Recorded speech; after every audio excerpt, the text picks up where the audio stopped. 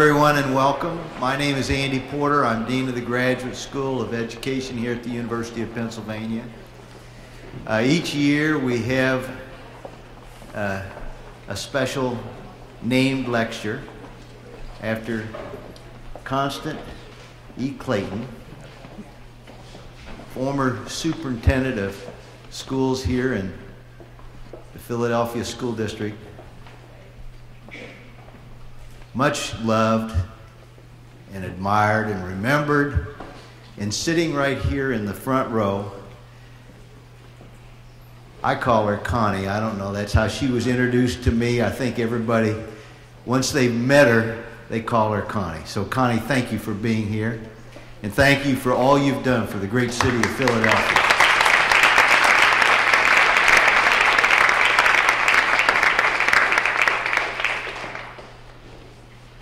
Connie and I thought that this year there couldn't be anybody more appropriate to give this lecture than Bill Hite, the new superintendent of schools in Philadelphia.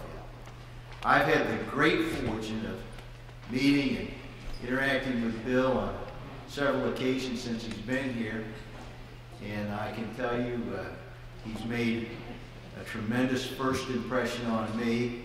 For those of you who have already met him, I'll bet he's had the same wonderful first impression on you. For those of you who are just about to meet him through this talk, you're in for great things. Bill has been a teacher, a principal. He's been an administrator in school districts. He's been a superintendent before coming to Philadelphia, and he's a superintendent again here.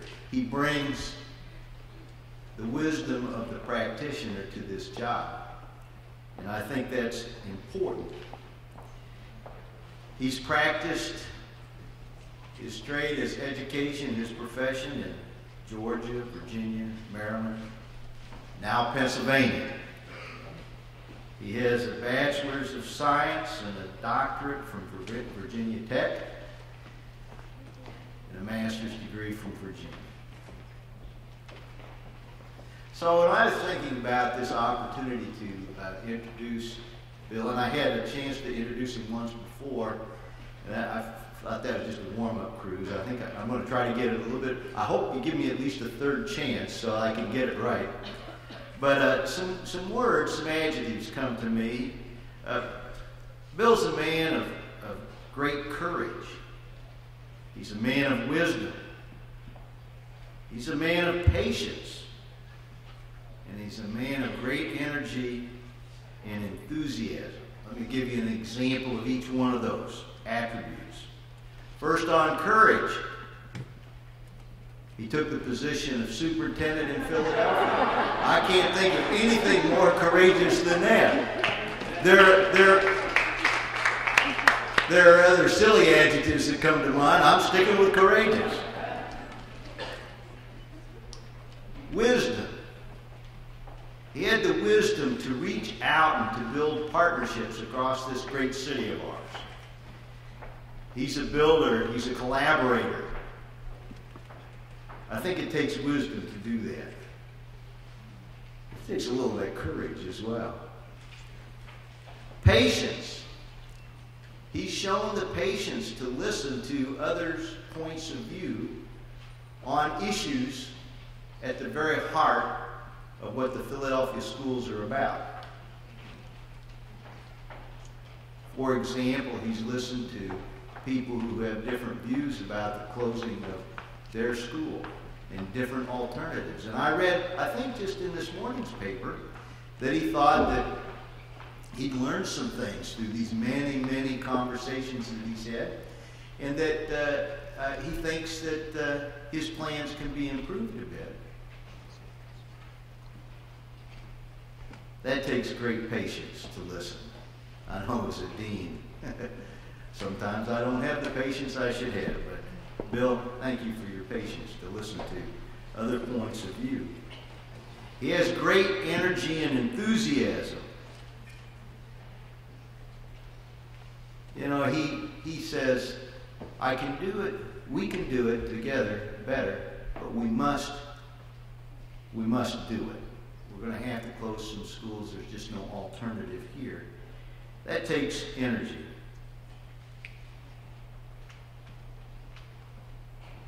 And he also is here today. And that takes energy. I've seen him on this university campus already in his less than half of a year here, already more than I'm used to seeing superintendents from the Philadelphia school districts. And I deeply appreciate that. Thank you, Bill, for that. Finally, I'm going to use the word love. He has love. He's a family man. He has a wife and 2 daughters. He has a grandchild as well. But I think you can see the love that he has for his family coming out, and the love that he has for the children, the youth in Philadelphia. I think everybody who's heard him and met him has been inspired by that. And I think love is a very important commodity to have oftentimes in too short supply. So thank you for your love for the children of Philadelphia as well, Bill. And thank you for being here with us this evening. His talk today is Leading Through Change.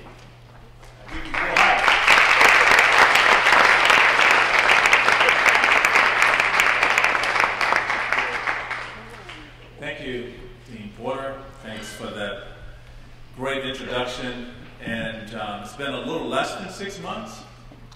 It's been about 4 months, 12 days, a couple of hours, but at some point I'm going to give up counting. But I'm thrilled to be here. I'm thrilled to be here in Philadelphia. I'm thrilled to be speaking at this event, and I'm thrilled and I'm honored to be the guest lecturer today because of the individual for whom this is named after, and that is Connie, as I so affectionately know her as well. And it's interesting because in a very short time, as a matter of fact, the first time I called her, and I remember calling, and I was driving back from a weekend here, and it was on a Saturday, and I think I caught you off guard, and I just kept saying, "Is this Dr. Clayton?" I said, "Well, this is Bill Hite." "I'm sorry, who?" "Well, Bill Hite, the new superintendent." And she said, "Oh, I need to talk to you." And since that time, anytime that I call her, she's been available, and not just offering advice, but offering wisdom. And she's become a pretty significant mentor for me and coach. So I thank you publicly for the work that you've done for the school district of Philadelphia. This is a lady who faced a lot of the same things years ago when she entered this job that we're facing today. But she was able to handle it with a lot more style and grace than I think I'm handling it with. And I want to also, and as I was looking through some background information, Connie, I understand that you were known to have approached the role of superintendent with a messianic zeal. And I think that remains today. And I believe you're the quintessential educator. And I thank you for everything that you've done for this city, this school district, and for the children, and for the lives of children and the generations that you have saved. So thank you. Would you please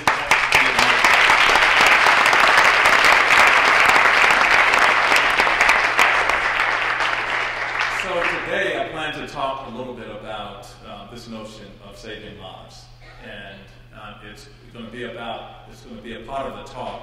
Although this talk is about leading through change, and I knew a lot about what was going on in Philadelphia before I accepted the role.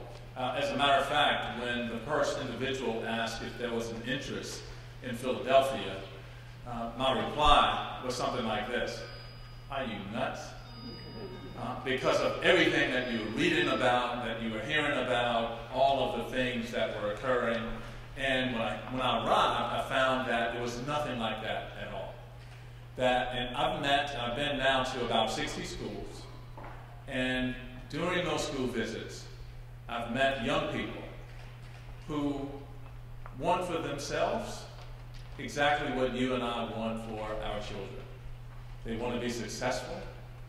They want to head off to college or at least to a job. I haven't met one yet who says, I want to come to school every day to get in trouble, be suspended, fail. I haven't met one yet. And I think as we think about this work, we have to think about how do we continue to save the lives of children. And naturally, the change part is pretty interesting too, because I was thinking reform when my team and I first started here back in October. And I was thinking about reform. Little did I know that would be the result of school closure community meetings that have gone nothing like this, by the way. It's nice to see all of you. It's nice to see you sitting there and listening. It's nice not to be shouted at and screamed at. But nonetheless, what we're finding, however, through that process, is that these are very hard conversations about change. And this is about change. And naturally, there's some reasons why we have to have these very difficult conversations.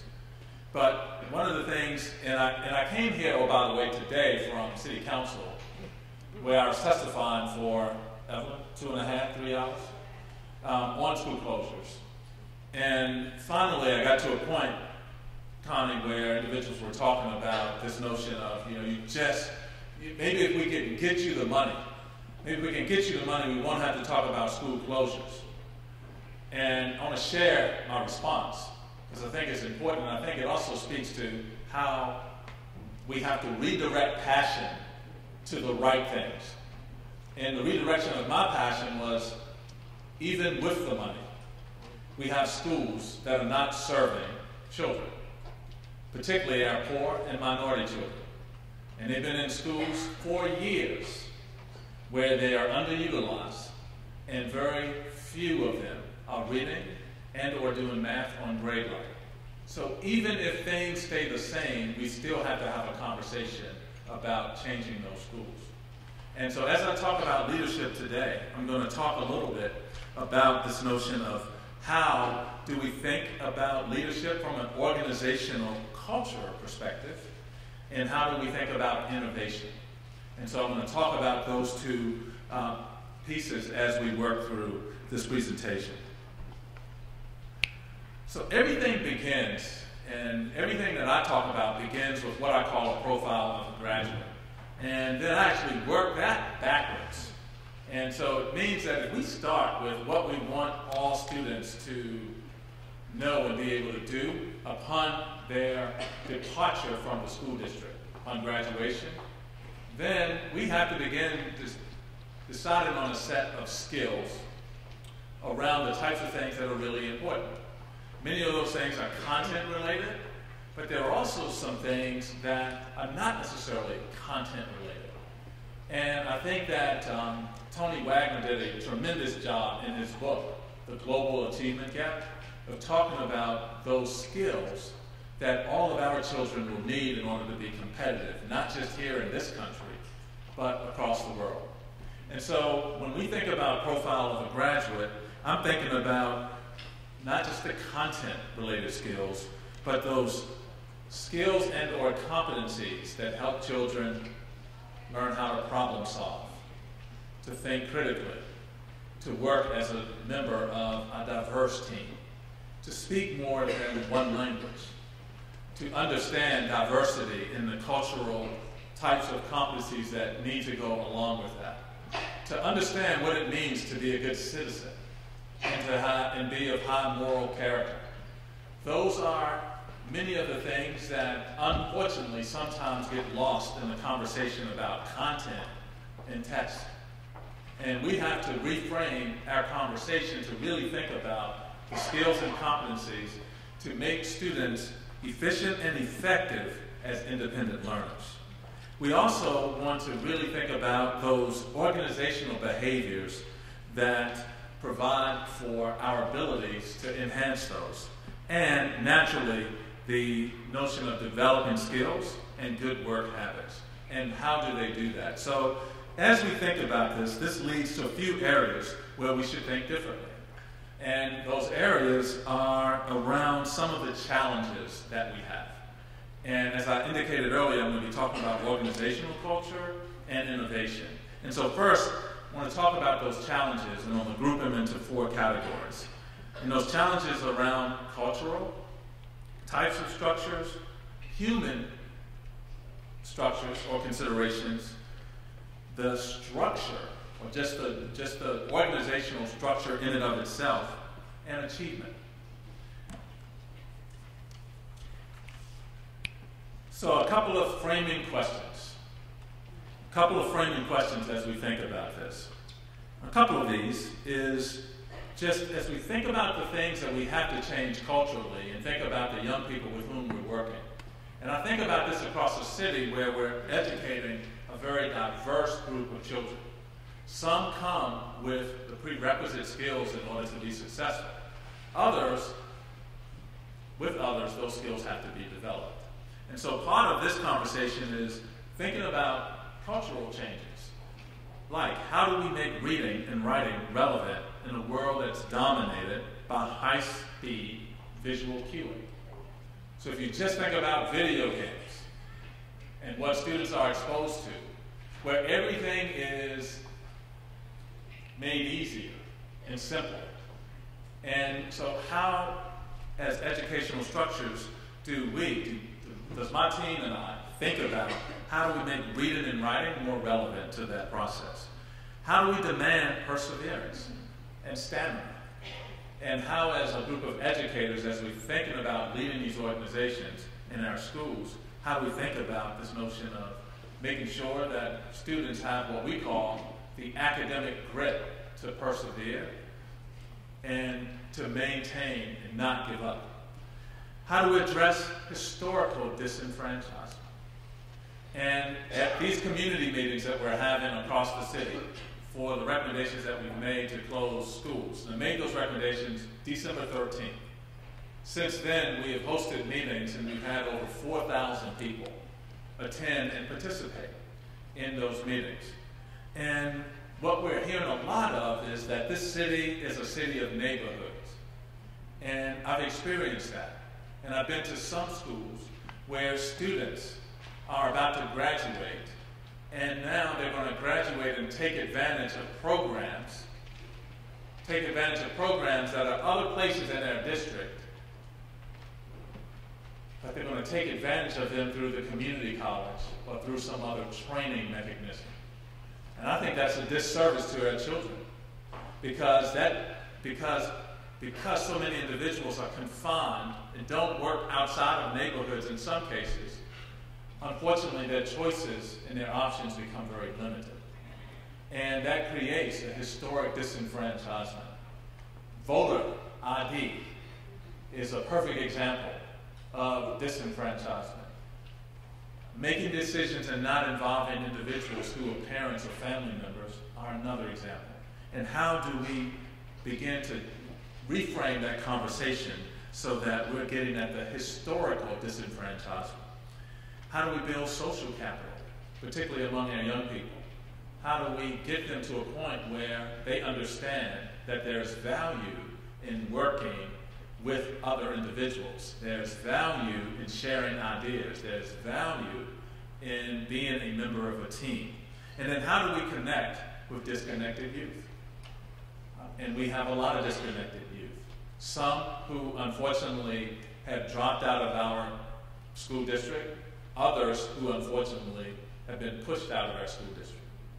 And pushed out because of some of the policies and procedures that we put in place that doesn't account for their individual needs, but it treats them more like an individual that we're training.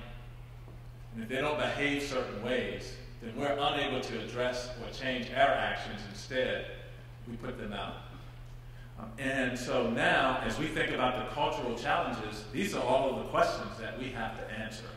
The next are a set of questions, and I'm not going to read all of these to you, but the next are a set of questions around the human capital challenges.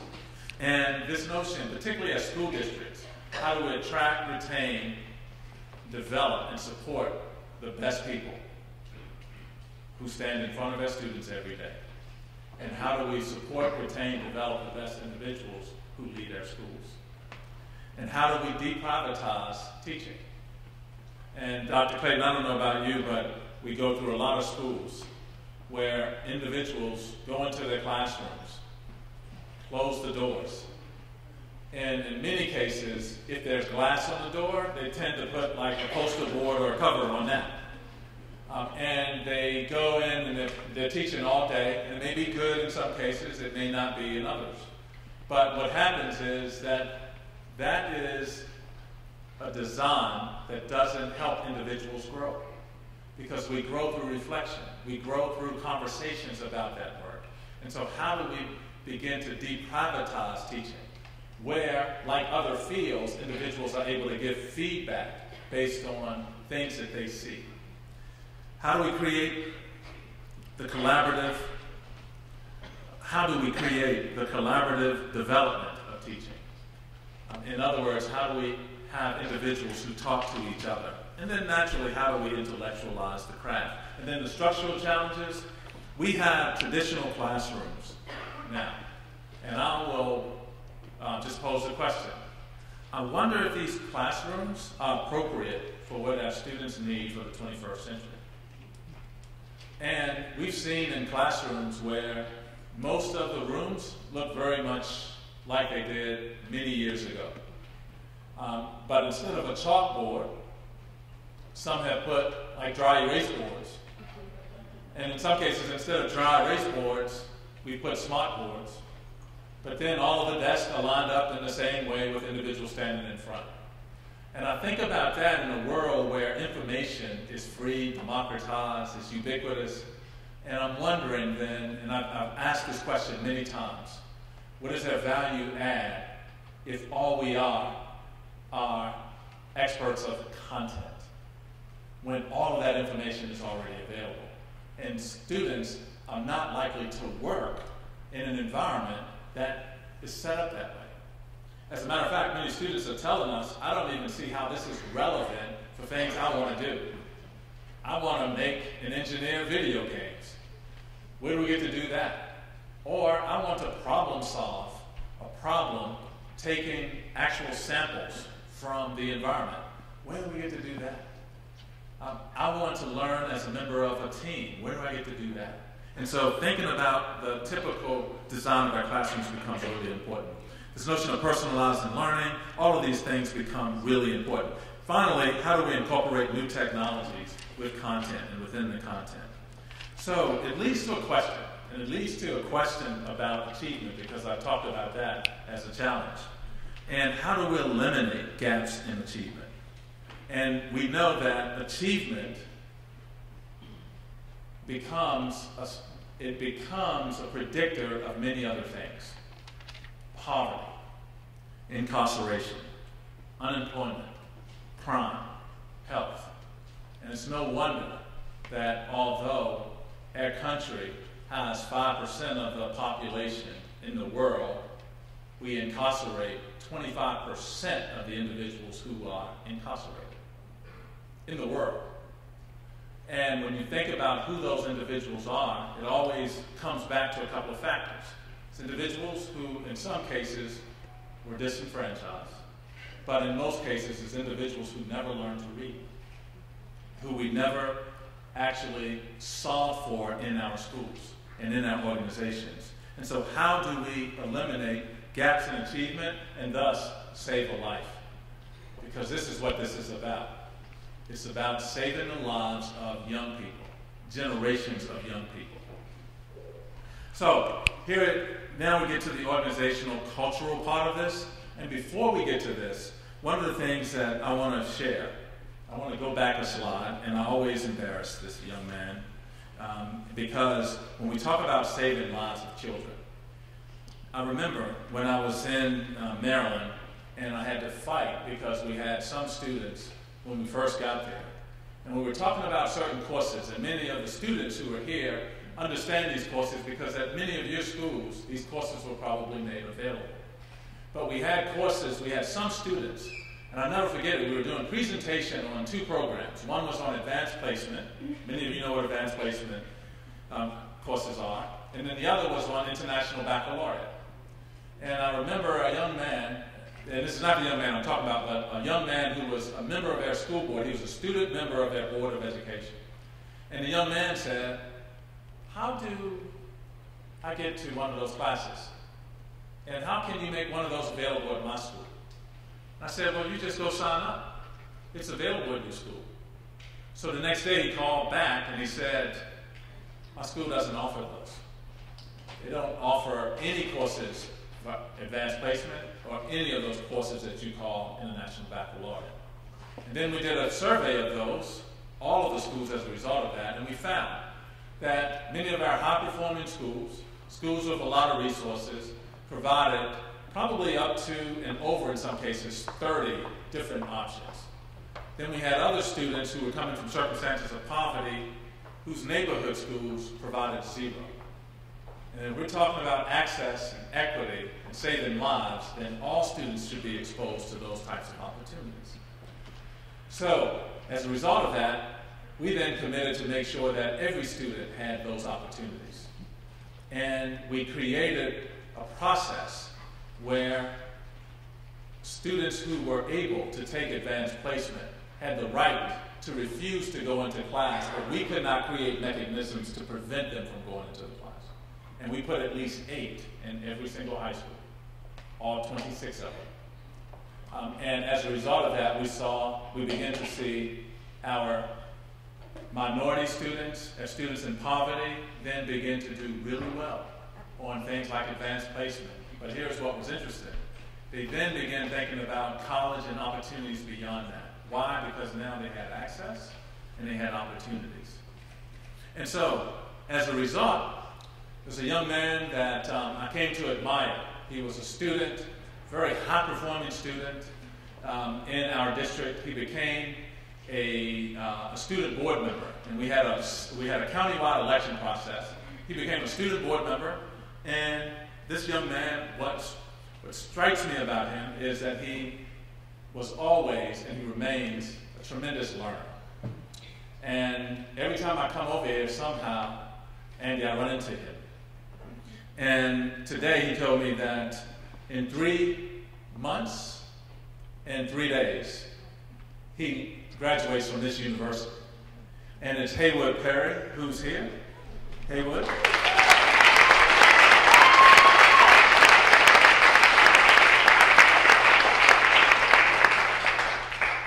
And this is why I'm so proud of Haywood and other students like Haywood from Prince George's County and the city of Philadelphia, is because these are young people who all they needed was access. All they needed was opportunity. And without that, we don't know what Haywood would have been able to do. Now, hopefully, soon he's going to hear from the White House, and as he's pursuing a White House fellowship. And I wish you well, Haywood, but I'm really proud of you. But this is about what we have to do, because in Philadelphia, we have 200,000 Haywoods. And we actually don't know what they can accomplish. Because I'm a firm believer that smart, Haywood, you've heard me say this, is not something you are. It's something you become. And you become smart with the right effort, with the right access, with the right opportunities. And so we have to provide for our young people these opportunities for access to these types of programs, because we don't know what they can do unless we expose them and then have high expectations for them. And if you meet Haywood, you will understand this young man is a communicator. He's a networker. He's going to get all of your information and start to connect with you. But I'm just so proud of you, Haywood, because you represent what we're trying to do. And ladies and gentlemen, this work, when we talk about leading through change, and people think that the conversations that I'm having about school closures are tough. They're tough. Yeah, because people are annoyed, they're angry, there's a lot of fear associated with that. Here's the tougher part. Here's the tougher thing for me. It's when we have schools that are not serving their young people. When we have children in schools who have historically been neglected because no one has taught them to read, write, or to do math. And I want to see the same level of passion around our inability to do that we see around schools that are closing. Because at the end of the day, when we close schools, what I'm saying to everyone is that we have to pivot that conversation to opening schools that offer something more than what the students have right now, and offering better opportunities for the students right now. And so I want to see every one of our students, Haywood, have the opportunity to come to the University of Pennsylvania, have the opportunity for a White House internship or fellowship, and you helped me tell that story. So thank you for your work, and thank you for continuing to be such a tremendous young man. So organizationally, I said we're going to talk about two things. And first is the organizational cultural framework. And in this framework, it talks about the context, and you can see the context on the far left, and I'm going to actually apply our district and how this looks inside of this framework. And so in the context, and this is actually adapted by, and I can't, it's too small on my paper, so I actually have to read it off of here. It's adapted by Linda Hill and Michael Antony, and this is analyzing group works or work groups. And this is the context of this, as you can see on this side. It talks about the context in an environment that's economic, political, legal, and cultural. And it really defines a leadership style, and that leadership style, in some cases, may have to change depending on what context we're talking about. So if it may be a different leadership style for political or legal, and then once that's different still for economics. Now there are a set of design factors in here, and these design factors are around composition, task, and the organization. And then naturally, that leads to a culture, and then as you change those behaviors, it changes norms, values, rituals, myths about the organization, and then that leads to effectiveness. And all of this feeds back to the type of leadership style that we're talking about. So I'm going to move quickly through a couple of these. So task, here are some examples. When we think about this in educational entities, the leaders in our schools have to think about the alignment of these things, and we have to think about the alignment from the perspective of activities, the type of work, and interdependencies. And we think about then, how do we create structures that facilitate the type of capacity or the type of environment to allow for teacher leadership? How do we align curriculum assessments and practice? How do we do these things? Those are some of the tasks associated with the framework. Then it goes to the next one, which is the formal organization. And in the formal organization, we talk about the things like structure, systems, and staffing. And as we talk about structure, systems, and staffing, then we have to think about then what does principal flexibility look like? What does it look like to have rigor across all subjects? What does it look like to have a type of scheduling that is in response to what students need? So all of those things. And so as we work through this framework, you can see that we've dealt with the task, we've talked about the formal organization. Next is the composition, which is really around the demographics, skills, values, and experiences. And then as we apply that to a school, or to leadership in schools, it really becomes, how do we deprivatize teaching? How do we develop content knowledge? How do we have a belief system that ensures that all students are held to high expectations? And then how do we really create environments where there's very effective teaching? And then finally, the culture, and the culture are the norms, the shared values, the groups, the rituals, and the myths. And then in this culture, we have to work to get to what we call a college and career-going culture. And we have to work on that, not necessarily because of our students, but because of the expectations for our students from adults. And so it really is creating a belief about this notion that all students can at very high levels. And that speaks to high expectations, but it also speaks to some cultural competencies that we need across our organization.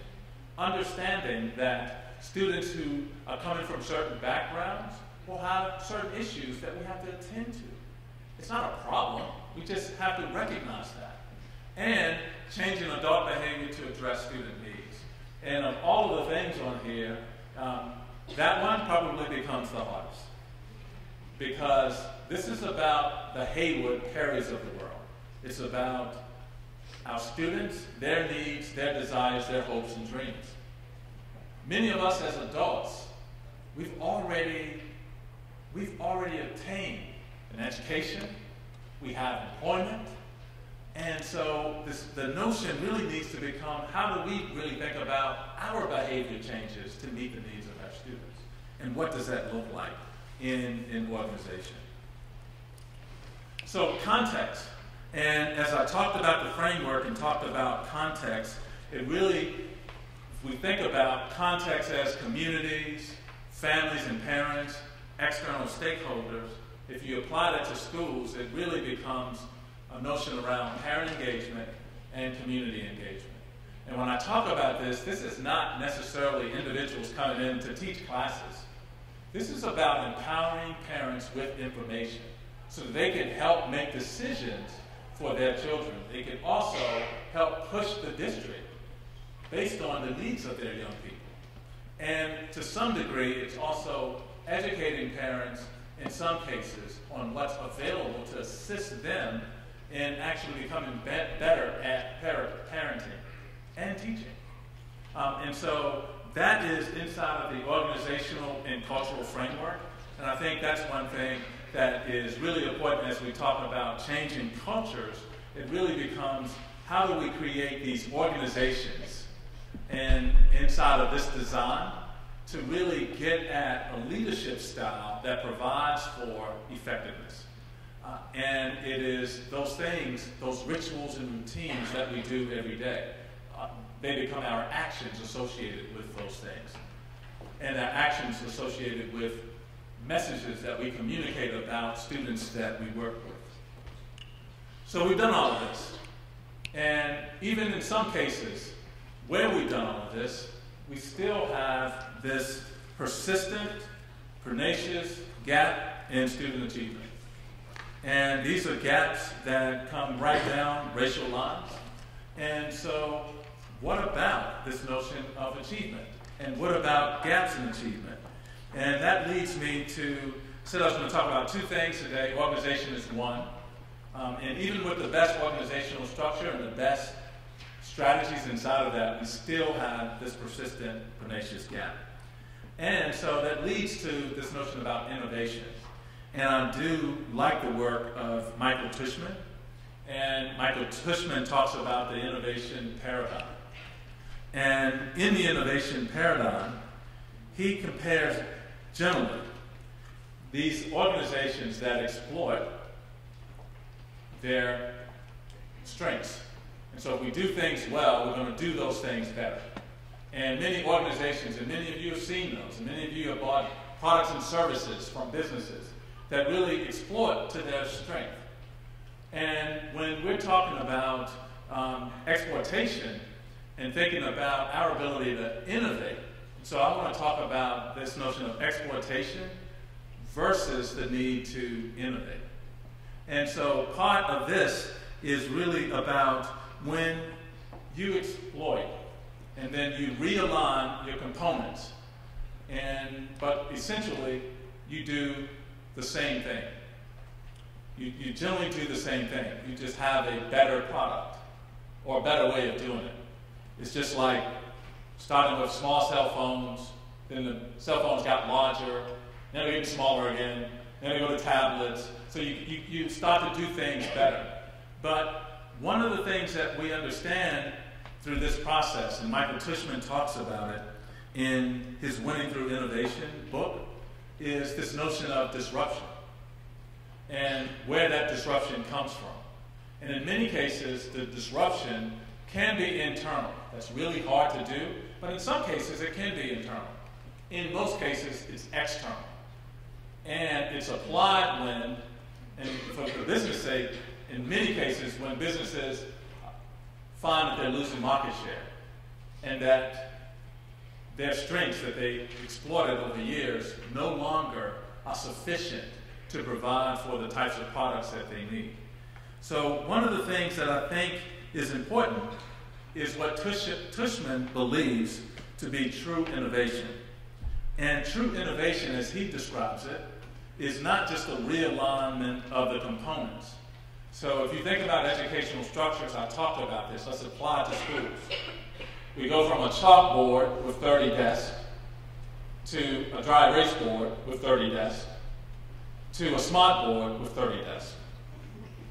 And so, but if you think about disruption, and you think about how we have to prepare students for the world that they're going to live in and be competitive, then we have to think about schools that look very different and organizations that look very different, where the class or the school is no longer in one of these massive structures, but it may be on a work site. It may be at a place where students are experimenting or problem solving. And it's that type of disruption, in my opinion, that we're going to need inside of education. But Tushman talks about this notion that true innovation is disruptive. And he talks about that disruptiveness. And sometimes it's internal, but in most cases, if it's not external, then it becomes, you go back to the status quo. You come back to this notion of exploiting your strength. And so if, in fact, disruption is external or externally applied, and I will say in the city right now, particularly in educational circles, because of something, fiscal challenges, we're going through some pretty disruptive conversations. But at the back end of that, if we don't fundamentally use this as an opportunity to change what our students are exposed to, we'll fall right back into the architecture that got us into this place to begin with. And so this notion of disruption then really becomes very effective when it's also applied externally. And so this notion of the innovation paradigm inside of leadership is always this tension between when you're going to exploit versus when you're going to explore. And the exploitation comes from us being very good at our strengths. But in order to remain competitive and remain effective, we also have to think about opportunities to explore so that there's innovation. And this speaks to the different types of leadership and leadership styles. And so it helps me with this, and I just always have to throw this slide in, I'm sorry. I mean, I am an educator, I do talk about schools, and so this notion of theory of action, if I think about, I'm applying this notion of exploitation and exploration or innovation to a classroom. And I'm thinking about this as districts tend to think about how they work and how they structure themselves. And as I think about this, we have a theory of action around teaching and learning. And that theory of action goes something like this, that the most important interaction is between a student and a teacher. And that teachers grow their practice when they have opportunities to reflect with other colleagues.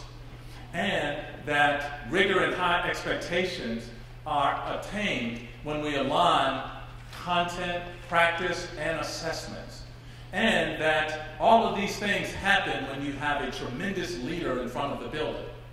So why does that matter? That matters because we have a central office structure that doesn't operate that way. We have a central office structure that operates in a way that takes us right back to that exploitation. Because our strength is command and control. It's telling everybody what to do and when to do it. It's treating all 230 schools as if they were identical. And part of what this disruption for me means is that we have to think about this from the perspective of how do we create the environments in our schools that allow for this type of these types of practices. So where do we go from here? And this is a challenge to leaders everywhere. And it's this notion of, Andy, I know you work in Tennessee, and I know one of the things that you guys always talked about, and that was putting a stake in the ground around what you stand for. And I tell our leaders all the time, what is your stake in the ground issue about the children in your building around reading and math and safety and environment and respect? What is your stake in the ground? And then we're actually having to help individuals just kind of reconstruct themselves in order to do these things. And so, and the bottom part,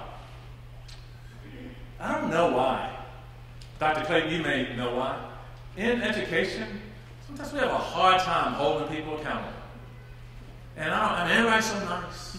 You know, and I understand, we want to be supportive, but we're talking about the lives of children. And quite frankly, if people can't be more attentive to developing their ability to impact the lives of children, you need to go work at Maryland somewhere. But don't stay here in Philadelphia, because we don't want you around the children.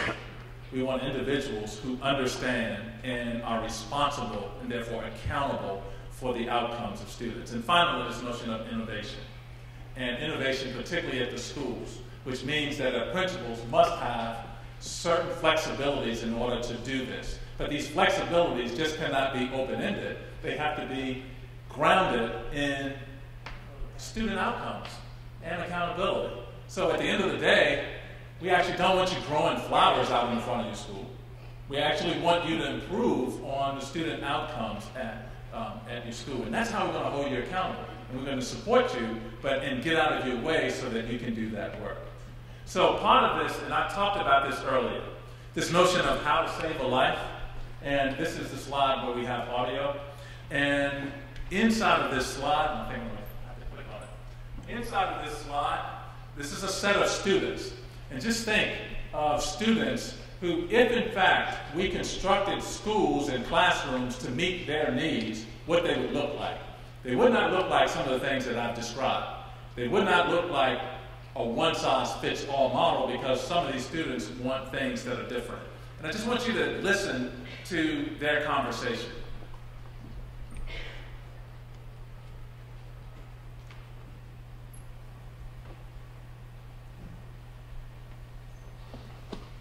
I was a problem solver, and I would like to go into a field where, like engineering, where you constantly have this problem, you have to build something, or you have to change something to a point where it can work, or you fix the problem that you originally had. So I consider myself kind of a problem solver too, but what I really want to do is help to solve world problems. I love to learn. And I think science is my best subject. I've been interested in science since the 7th grade. And I just love science to the fullest. And I also like foreign languages because I like how they also create opportunities for you. You are able to do so many things with languages. So I personally favored Spanish since 8th grade, and I've been studying it ever since then. And I also took it upon myself to learn Korean, which is also a subject that I'm teaching myself. So I want to be able to use those languages and go out there and help people who speak these languages who don't even probably know English, and I can be of great and significant help to these people.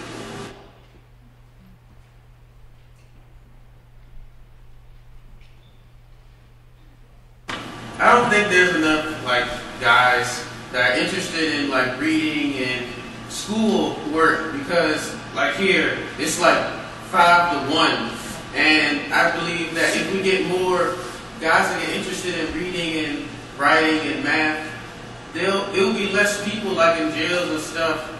Like this morning, a guy came in and said there are more guys and there are more black males in prison than any other minority. And I think we can change that by getting them interested in reading and math and all the other stuff at probably elementary school.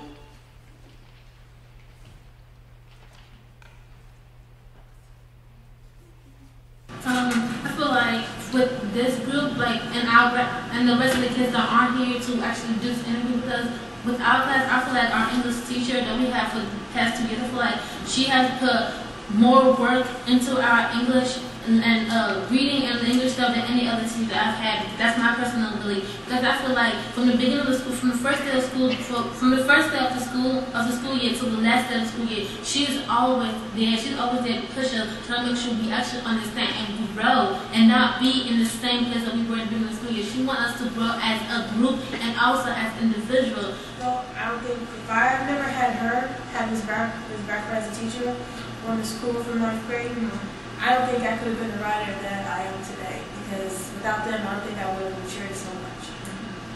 Yeah, just like Melissa was saying, if I didn't have Miss Bradford this year and last year and Miss Claude during 9th grade year, I would not be able to do half the things I do today. I wouldn't be able to write as well as I can today and to think as critically as I do today.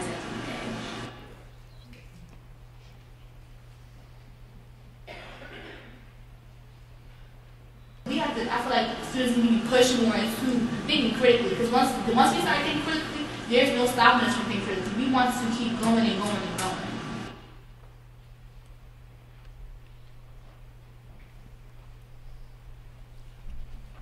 I wanted you to hear from the young people, and I wish they were here to have this conversation in a roundtable format, so that in a fishbowl, that's what I was trying to think of, and so that you could see them and their passion around their ability to learn as they're exposed to more, and as many individuals expect more from them.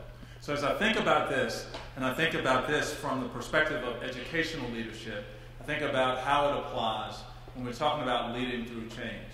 And with our educational system, it really becomes, how do we save the lives of our young people? And we save the lives of our young people by believing in them, by holding them to high expectations, but by never giving up. And so my charge to all of us, particularly all of us who are in education or plan to pursue education, and I'm recruiting. So my charge to all of us is that we have to go save a life if you're coming into education, but if not, then let's lead for change and let's lead for results that will last. I do appreciate your patience and your attention. Now I understand, Andy, we have an opportunity for questions. So thank you.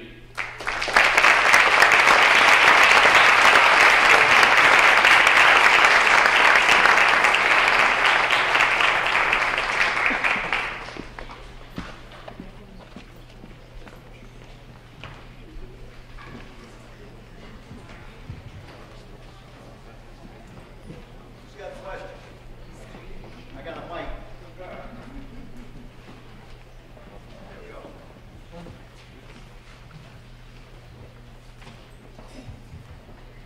Everybody wants their son or daughter to be a doctor, or lawyer, or Indian chief, however you want to say it. But what do you do for that kid that does not have that skill to be a doctor, lawyer, or Indian chief? And my question to you is, are you in tune to the vocational education to the point that every child has a talent? And do you identify that talent within that child, that even though he or she cannot be a doctor, lawyer, or Indian chief, he or she can be a good electrician, cosmetologist, carpenter? And believe me, when I take my wife to the hairdresser and she charges $70, I'm thinking about changing my skills. But what I'm saying is, do we recognize, or do we stop and sit down with the student to say, what is it that you like to do? Great question. And as you're passing the mic back, I want to respond. And I think you're absolutely right. Number one of the reasons we say college and career is because we're talking about workforce-ready skills. And those workforce-ready skills are things just like you described. And I think that, and this is not just a class. And I was in actually, we call it VOTEC. I was in woodworking.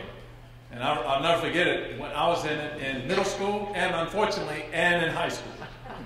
And I remember one project where I made a wooden car out of like this really soft wood.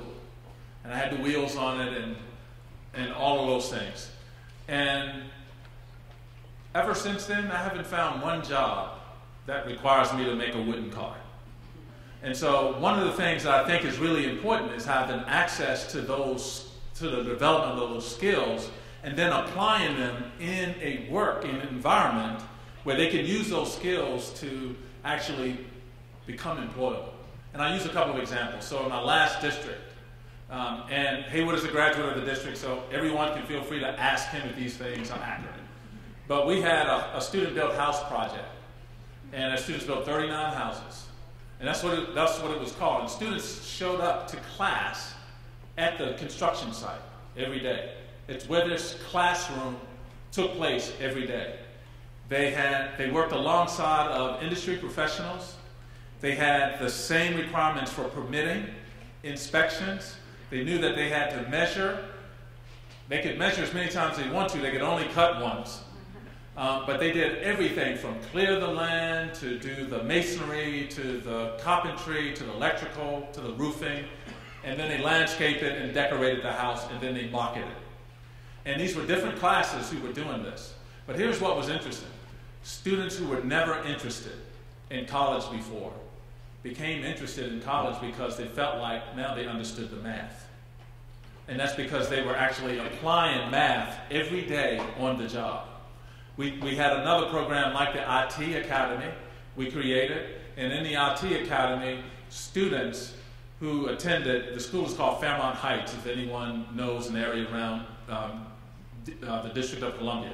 And Fairmont Heights is a historically African-American community, and like many African-American communities became depressed, many of the individuals wanted to leave the school. We moved our IT headquarters into that school. Those individuals worked alongside of 80 ninth graders who signed up for the program. These are students who never thought about it before. At the end of their freshman year, all of them, not all, I'm sorry, 60 of the 80 met the requirements for A+ certification. And the others didn't meet it because they hadn't taken the whole series of tests yet. And at the end of their high school experience, there's a full expectation for those individuals to become system engineers. These are students who have never thought about that before. It became so successful, they opened a computer repair shop and offered it at no charge, just donations. It became so successful, now they have a standalone shop for computer repair. So these are students who never thought about that before. Now they're talking about business plans. So my point is simply this, that it is about providing those skills. It's why in our action plan that we're talking about developing and increasing the number of students who have access to career and technical education. It's like the program down in West Philadelphia where students are actually building a car. And they're very competitive. And they've actually won against professionals who actually, oh no question, they've won against professionals whose job is to build and design cars. The academies, yep. And so I think we have to expose more of our students with those opportunities, but we also have to expose them to the opportunities to apply those skills. And I think to your point, it is not just letting the students become trained on that in the class, but actually doing it on the job. Because then the students are experiencing what it's like to show up to work on time, to communicate, to get up after you may have stayed out late. These are skills that have become very important for our students. Great question.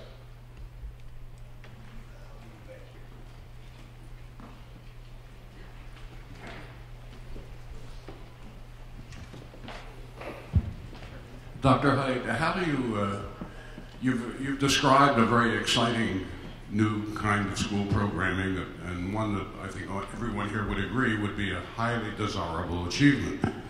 But how do you build this kind of a system, given the state and federally imposed testing regimes that seem to be driving everything in education today? Yeah, and it's a great question. Thank you for that question. And I was I was at a talk a couple of weekends ago, and I talked about this notion of testing. And I think we created environments because in order for, so let's just say a perfect example. If we want teachers actually to talk about their practice and to deprivatize their practice, then we have to create a climate that's conducive to that. But if we're only thinking about sanctions with teachers, or sanctions with, and just identifying what people are doing wrong, or just looking at test results and making determinations based on those test results, then that's not an environment that's conducive to individuals being more public about their practice. And so part of my fear is that we're creating an environment that runs counter to the type of environment we're trying to create. When you look at these young people who are building this car, this automobile, and they're competing, those students are learning a lot of things that in a traditional classroom you do not learn. And the tests are not measuring their ability to problem solve the parts or the mechanical implications of the car. And so we have to think and I do think that assessments are important. I'm not suggesting that we throw them all out. I think they are important, but within reason. And that I think that I would much rather see embedded assessments in what students do every day, so that by virtue of watching a student give feedback back to you or give you information back, then you already know what that strategy should be for that young person. But that should be embedded in what every person does. In Maryland, we stopped talking about AYP. We actually said it was no longer important. And why was it not important? It's because we were taking the whole system to a level that did not even prepare students for the university system in Maryland. So we were talking about AYP and celebrating it, and the students couldn't get into college. And so what we started talking about was really the knowledge and skills and that profile of a graduate, and then we backward mapped that into every grade, which meant that in pre-K, here's what we should be doing with respect to phonics or literacy to prepare students on that pathway for that profile of a graduate. And that takes time, but it also is very problematic in this environment where, because of accountability, and we can have accountability, but because of accountability, everyone wants to test everything and then make it public and post it. And then it creates environments where individuals then say, yeah, I'm not going to step out there and try anything because if it becomes public, then I'll be chastised.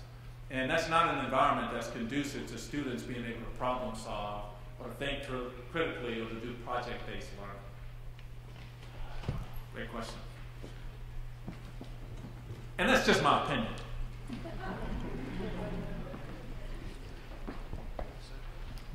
Thanks for being here with us, Dr. Hite. Yes, sir. My name is Jake Frumkin. I'm a master's student in teaching here and actually hoping to be a teacher here in Philadelphia next year. My question is in line with your big question, where do we go? I think that there's two sides to that. Where do we go as a community of intellectuals who I think are much better too often at talking the talk than walking the walk? Also, where do we go on a very personal level as someone who would like to be a teacher here in Philadelphia? I mean, you said you're recruiting, but like me and many of my members of my cohort, the District of Philadelphia is not an option for us. So where do we go? Why is it not an option? Can you say more about that? I'm under the impression that there has been a hiring freeze for a few years now and that will continue. So at least the way that we've been talked to about this, it's not even a possibility. Well, please don't give up on us. It's always a possibility. I do understand that we are, and I've heard this actually from my colleagues from labor, that they're anticipating a lot of individuals who will leave for whatever reason over the next couple of years. And so we hopefully we still need to hire about 900 teachers a year. And we're beyond the time when we had to lay off large numbers. We've already done that, I hope, and all of those things that we have to do with respect to shrinking our teaching force. but we still have to hire about 900 individuals. And so where you go, you can start. I know, Evelyn, you're going to kill me. But you can start by just going to the website, clicking on my link, and then sending me an email. And all of you can do that. I mean, not just the young man who stood up. Tell me your name again. Fantastic. Beautiful. You have one. I'll take it today. All right. And then the other thing is the other part of your question is also a very important one. And this is one about how do we think about our profession as teachers, and how do we create environments where we're actually talking and growing our profession. And now, here's a couple of observations. So I've watched young professionals. As a matter of fact, the other night I was with a group of young professionals, and many who were lawyers, some are in med school, some are accountants. Somehow they found a way to get together just to talk about their work. They always find a way to continue the network to improve their practice. And if you think about med school, the whole thing is public. So you actually walk around with a group of other individuals, you go into the patient, everybody gives, I don't know if everybody gives an opinion, but people give their opinion. And then, so I think that that's a way to improve. And as we think about improving our profession, we can't do that if we're going into our classrooms, closing doors, and only coming out when it's time to leave to go home. And so it has to become a more public part of how we converse about the work, how we look at student work, and how we talk about expectations, and how we provide rigorous support and materials to all of our students. And so thank you for your question and your comment, but I do think it is how we have to think about development. Here's the other thing. Even though you are brand new, you also have ideas that may work well for us. And you will come into schools, Dr. Clayton, they're going to come into schools, and in those schools, individuals are going to say, here's how we do this here. We don't use technology. As a matter of fact, we take it away. We actually forbid it. And we have to think about then how do you, as new individuals who are new to this field of education, actually help think about how we can create that disruption that I was talking about in the presentation. So it's a great question.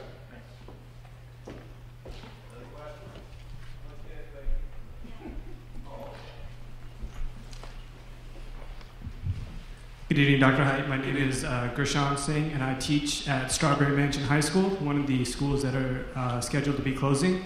You mentioned something earlier about innovating our classroom structure, talking about how we have this really old structure about how you have your chalkboard in the front and your teacher lectures from the front, and that's how it works. And I am in 100% agreement with you that that's not how it's supposed to work.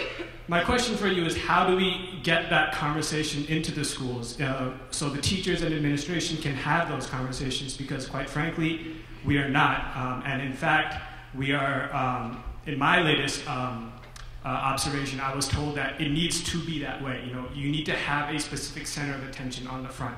How can we have these conversations about change in the schools where the change actually needs to happen? Woo, Lord have mercy, there's some work to do. This is my mother used to always say, Lord have mercy.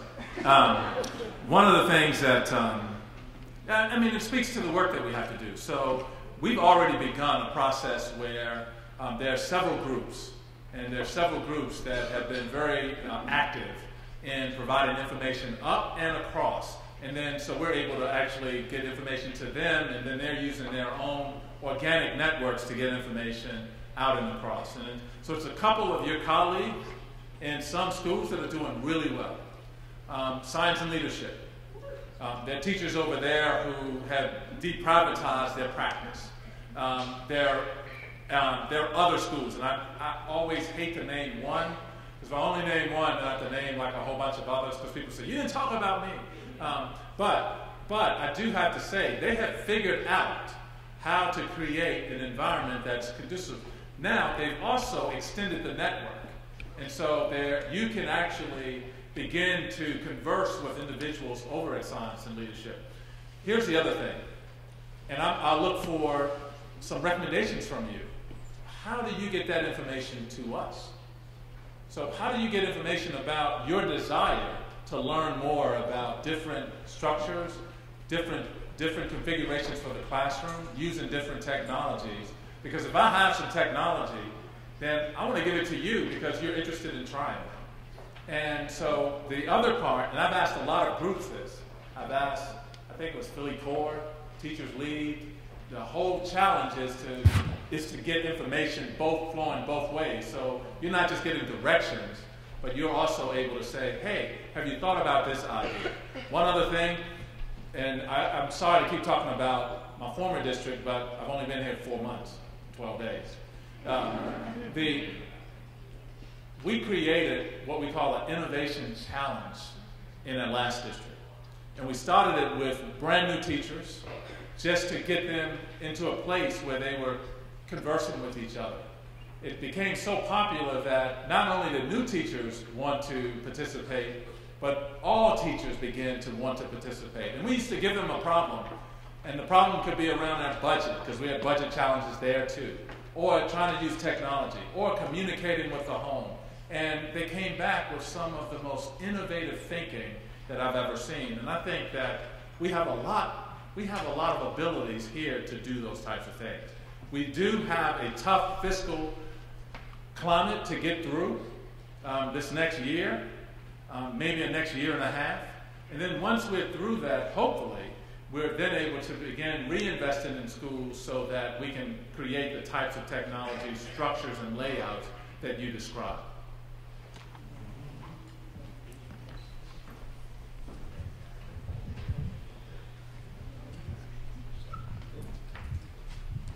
Hi, Dr. Hite. I'm also a teacher in the school district, now at Frankfurt High School.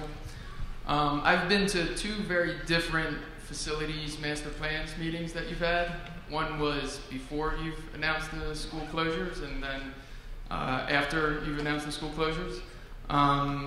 And you've galvanized the energy of a lot of school communities. And some of that has come out in a negative way in the sense that some school communities, for example, the schools that are going to be consolidated or you're being recommended to be consolidated in, are deeply offended by what has been said about their schools.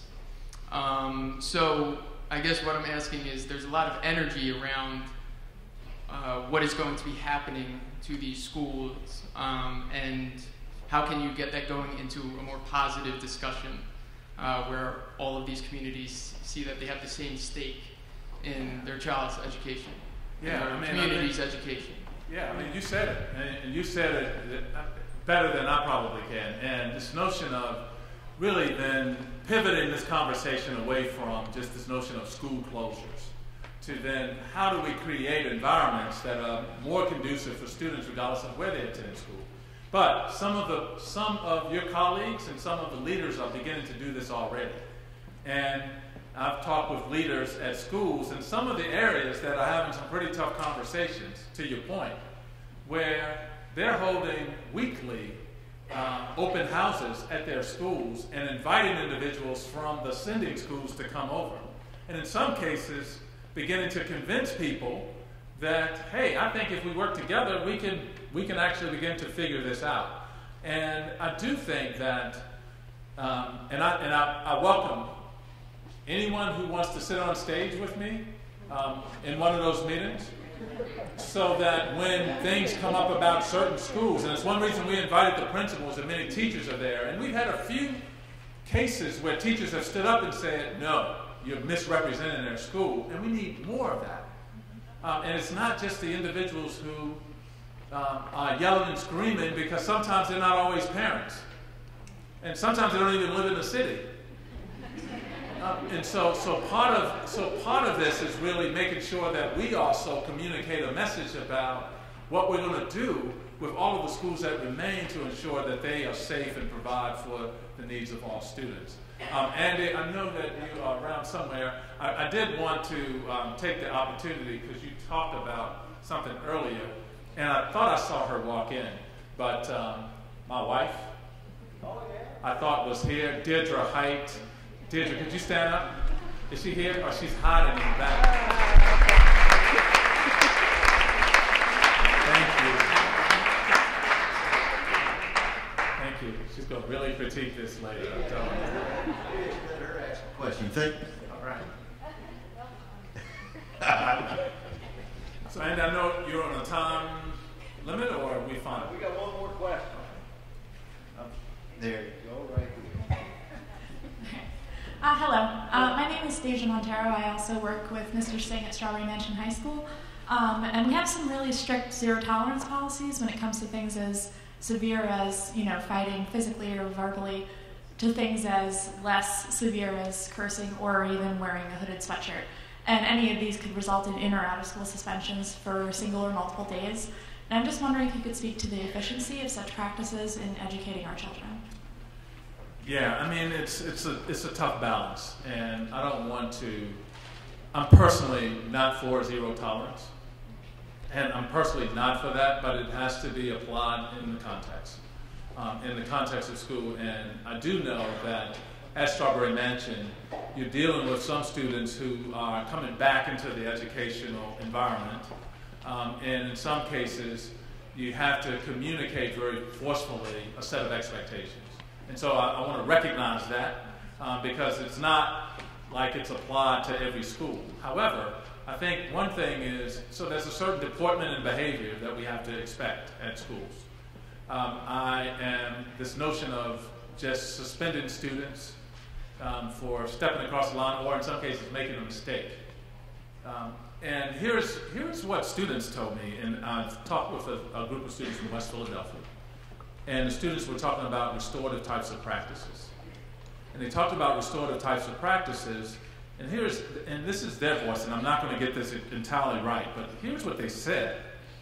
You know, if you only suspend us, and every time we do something wrong, you suspend us, and you never talk about us, you never talk to us about other alternatives or other types of ways that we can deal with the same conflict, then when we come back to school and we're faced with the same circumstances, the only thing we know is what we did the first time. And then we're suspended again. And so with restorative practices, at the very least, now I have the opportunity to think about a different way to approach that. And we take for granted that all of our students know and understand that. And I don't think that's accurate. And so I think, you know, we have to help them work through sometimes problem behaviors, and it's really about teaching and how do you interact in times when you're confronted with a set of negative behaviors. And I do think that the more we're able to help our students confront those types of things, the better we will be at creating different cultures in our schools. So I'm not for the zero tolerance, although I do appreciate what you and your colleagues are trying to do at Strawberry Mansion, and I commend you for that work. So I think now is a good time to switch to another venue. We have a reception just outside, and I think Bill will stay with us for a little bit. And I thank you all for coming. Please join me in thanking you.